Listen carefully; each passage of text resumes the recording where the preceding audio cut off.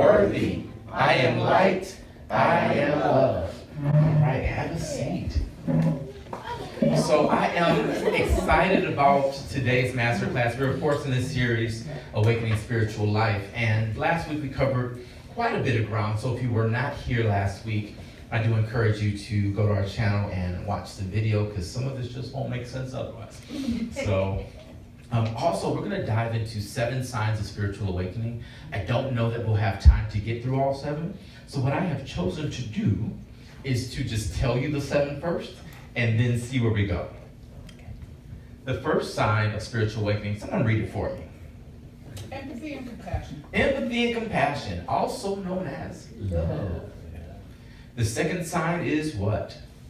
Connectedness, or a sense of oneness. A third sign would be? Landside tribal identity. Ooh, that one's probably the toughest for folks to do.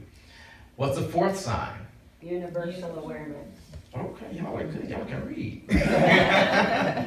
What about number 5? Is that where we are? Stillness. Ability to be well. And number 6? Authenticity. And the last? You're here. That's right. So those are the 7 signs of spiritual awakening we will deal with. Now there are more. There are tons and tons of signs that let you know that you're waking up. Just like in our natural state, you can kind of know. You start in your dream, you start wanting to go pee, and if you don't wake up, you do it. Right. So there are lots more signs, but these are the 7 that I really want to deal with today. So let's move on.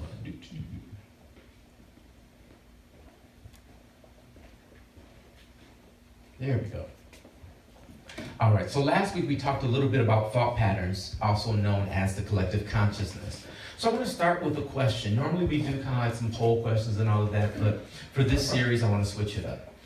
The question that I want you to kind of think about for just a moment is, what if every thought you had instantly manifested? Wow.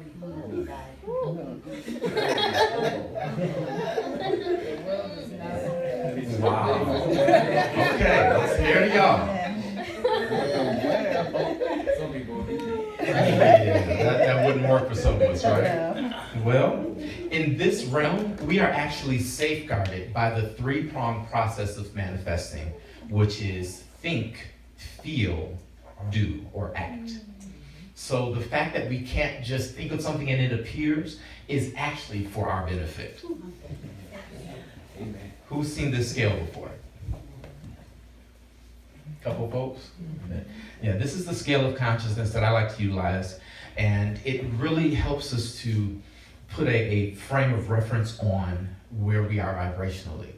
So love would be a 500, which is right in the middle of the scale. Scale goes from 0 to 1,000.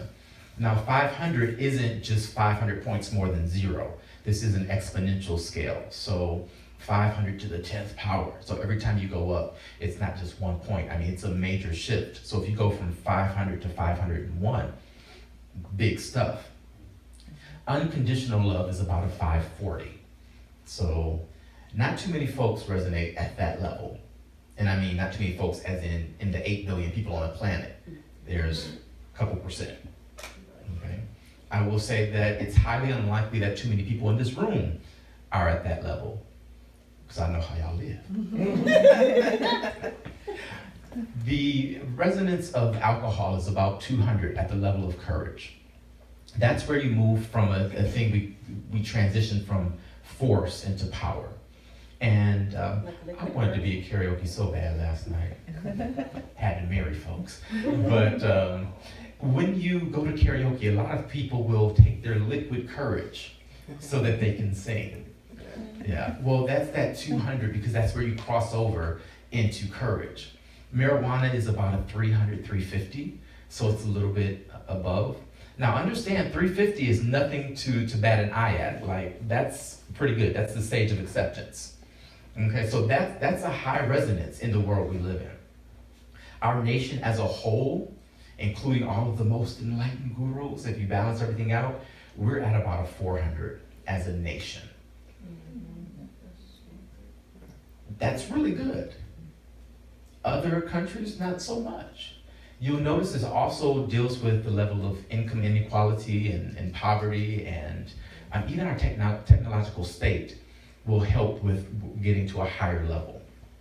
So I just wanted to kind of bring that out there. As we collectively raise our consciousness, we will expedite this process of manifestation.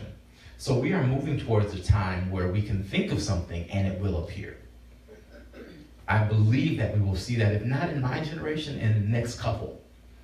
Because we are, as a species, as a race, we are elevating our consciousness. The fact that this room has this many people in it today, some of y'all been here a long time and know it's not always this way. So understand that this is something that people are grasping, and they are truly awakening. Now, when people wake up, there's also discomfort, right? There's tumultuous times, and we see that. Made reference to our current administration earlier. Well, that's actually a sign of awakening. I know sometimes it doesn't feel that way, but it is, because people are being authentic. It was such a great reflection. You know, doing the authentic life thing is so important if we wish to elevate our consciousness. Are you with me this morning? Yeah. Okay. Here we go. So kainos, that's kind of the title of our series. It means new. Who's familiar with that Greek word? Anybody? A couple folks? Y'all some folks in here, oh my goodness. So kainos means new. It's new in quality and kind. Something not previously worn. You can't experience the new while holding tightly to the old. Notice I didn't say it's unlikely that you'll experience the new. This is a can't. Like you can try to be high vibe and manifest it all you want, but if you're holding on to the old, it will not happen. And we do this a lot. We hold on to old paradigms, old ideas, old experiences tightly because we think that makes us who we are. We think we're our beliefs. And if I change my belief, then who am I? Or if I was wrong about this, then what else am I wrong about? And that's frightening. How do kids approach the world? Talk back to me. You talk about authentic. I didn't get to that, but up until the age of 7, that's before the conscious mind sets in. They approach the world with no fear. Yeah, no fear. And they're inquisitive. What was my favorite question? Why? Why? Yeah, I still ask that today. Well, why? If this is it, then why? So understand that we need to change our thinking to be more like children. We need to approach, as the sign says, ask honest, open questions. If you make it a conversation in which you try to learn something, you can only win. We need to have more conversations. Is that fair? Alrighty. So, what's the word on the screen? Love, hate. You can see both, right? Love and hate is on there. Late. Yes, praise the Lord. We're going to pray for that lady. So many non-Christians, including those of us that are quote unquote spiritual, hate the Bible. Am I right? Some of us that were Christians go through a stage, or maybe are in a stage, where we're like, I don't want to hear a thine, thou, or anything, right? Well, many atheists even will come and say they hate God, but that's a topic for another day. For them and for the spiritual people, the Bible is an archaic, out of date, antiquated book that should just be tossed out because it's no good and of no value. I was having a conference with a phenomenal speaker, like a theologian type dude, the dude of dudes, and we were at the Center for Spiritual Living, and several of their people attended. And if you know anything about the Center for Spiritual Living, they are very open and very inclusive and very progressive. But one of the participants angrily said, "Why are we learning about the Bible? This book is 2,000 years old. Can't we learn something new?" Well, problem number one, we were literally there to study the Bible. So it's like, if you want to do a Bible study, then don't come to the Bible study. But that is beside the point. he felt so enlightened that he didn't need the Bible. But he was holding tightly to an old paradigm, to an old belief, to an outdated idea about what the Bible is, does, was. Another word that rhymes with that, whatever. On the other hand, though, many Christians love the Bible. Anybody remember Beverly? From Rudy's talk? If you're not familiar with this, this has literally become like something that people talk about. You're Beverly. So my sister-in-law died in a fire. Her Bible was beside her bed on a stand. Not a burn mark on the Bible. Awesome. Miracle from God. Sister's dead. Yeah, it's like somebody died, Beverly. I saw an article this week of a church that burned down. And they were like, well, none of the Bibles burned. Wow, God is so good. I mean, it's a lot cheaper to replace Bibles than a building. But Christians have elevated to the Bible to such a degree that it has become God. They love it so much that you mess with my Bible, you mess with God, and I can't have you do that. They think that there's no wrong punctuation, no misquoting. I mean, it's completely perfect in every way. And if it's not in the Bible, then not only do they not need to know it, it's dangerous because it's not in the Bible. Am I telling the truth? Yeah. So both of these groups have it wrong. And I don't use the word wrong often, but in this case, I'm using it intentionally. Both groups have the Bible wrong. Both groups are in need of awakening. Even the woke spiritual people. Both groups are holding on to outdated ideas about the book. Because it's not what people make it, but they hold on to. When I grew up, I was told the Bible is basic instructions before leaving earth. That's right. That's what it is. It was. Well, if you're going to hold on to that idea, you can't actually get a new one. And interestingly enough, today I'm going to prove that from the Bible. So this is Luke 5:36 through 39. If you brought your Bibles, feel free to turn. It says, Jesus gave them this illustration. No one tears a piece of cloth from a new garment and uses it to patch an old garment. If he did, the new patch would shrink and rip the old, and the old garment would be worse off than before. And no one puts new wine into old wineskins, for the new wine would burst the wineskins, spilling the wine and ruining the skins. New wine must be stored in new wineskins. But no one who drinks the old wine seems to want the new wine. The old is just fine, they say. Now, understand the context of this. Jesus was approached by the Pharisees because his disciples were having a good time. They were drinking and partying and doing all these unholy things. And the Pharisees said, well, our disciples are fasting. John's disciples are fasting. Why aren't yours? And this was his answer. He's telling them, basically, y'all are stuck in your ways and you are wrong. But they like the old. Well, this is what we've always done it. This is what the Holy Scripture says. Well, it may say that, but are you interpreting it for what it means? Because there's a big difference a lot of times between what something says and what something means. In the back, we have a sign that says, we are here to build tables, not walls. We are not here to build tables. That's not what that means, right? But it's what it says. The Bible is no different.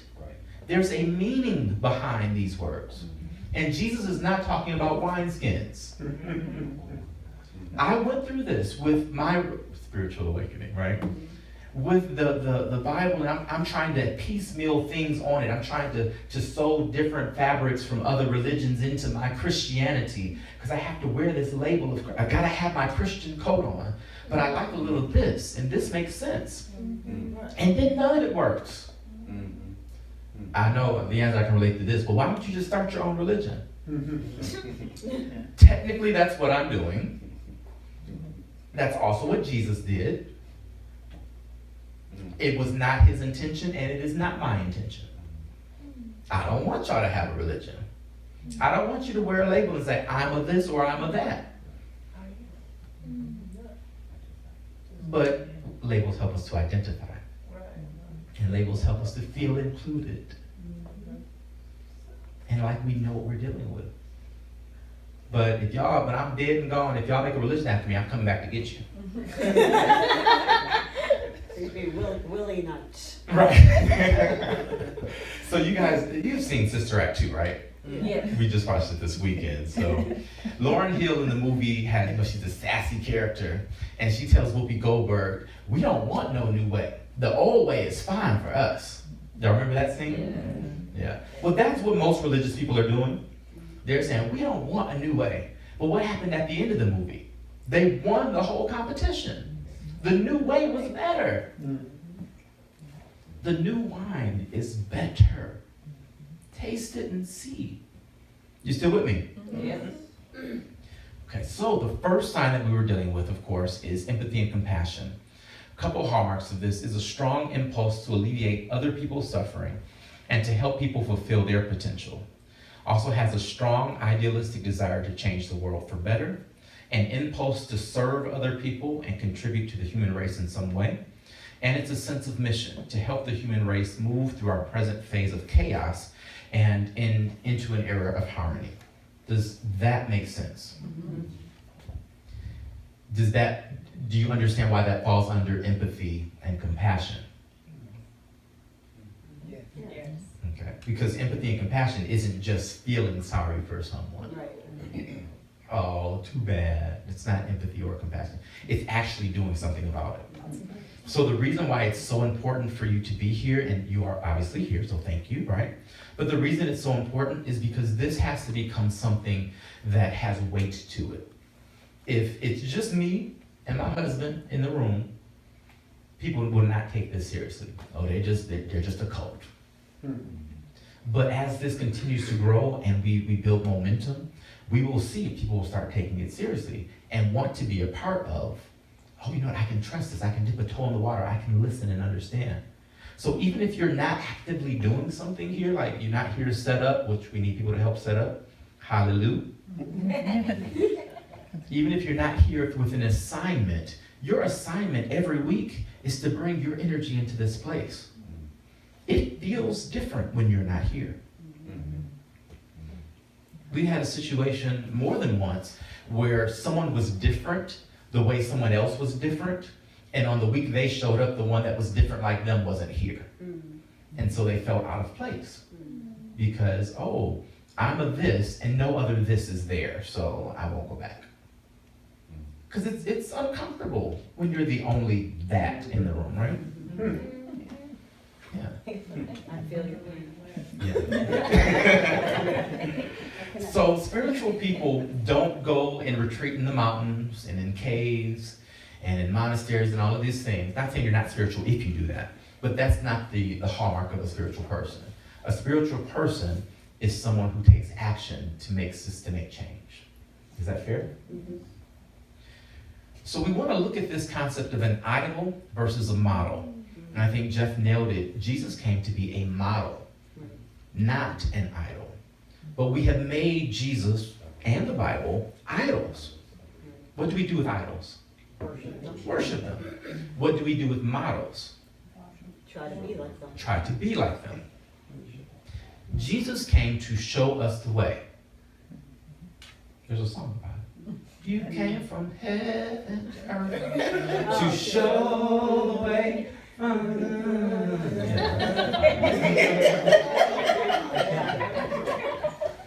So we need to tear down the idols, including Jesus. He doesn't want to be your idol. He doesn't want your worship. I'm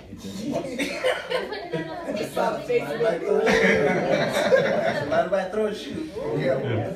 to TikTok, because I didn't get to finish, but I wanted to interject it, because I was thinking to finish it. He didn't want your perfection. Like a lot of Christians believe in following these rules and all this nonsense. He wanted you broken. He wanted you messed up. He wanted you to thrive in chaos so that you could come out of it and forgive and love and be who you really are and touch people. Right. See, it's all a bunch of nonsense. The idea that we can't be who we are is complete and utter nonsense. Because we are made to be who we are. If God wanted 7-8 billion of the same, then it'd all be the same. Now I'm taking a little deviation, but y'all bear with me. Do you recognize that you are a planet of yourself? You have trillions of living beings inhabiting you.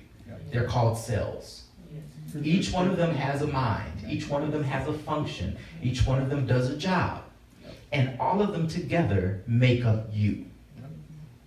We are 8 billion cells on this planet that make up this one body we know as humanity.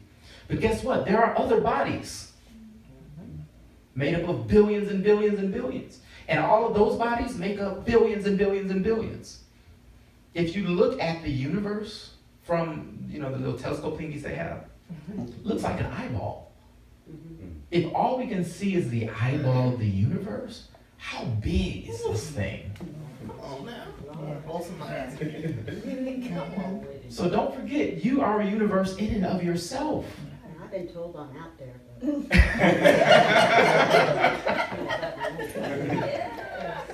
So spiritual leaders do risk becoming idols, which is not their desire. Most spiritual leaders wish to simply be models and share. The reason I do not and will not preach every week is I don't want to be your idol. I don't want to be, this is Will's thing.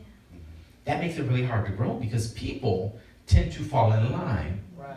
They like to be comforted by authority. Tell me what to do. It's easier than thinking. Yeah. Jesus has become an idol, and we need to tear it down. Now, understand, I'm not saying discard Jesus. Because what happens when people get spiritual is then they're like, oh, I don't need Jesus anymore. Yes, you do. You absolutely do. Keep your eyes fixed on Jesus because that's your model. We are hardwired to emulate what we see. I can think of no better person to emulate than Jesus. Now, what did Jesus do? He sacrificially loved.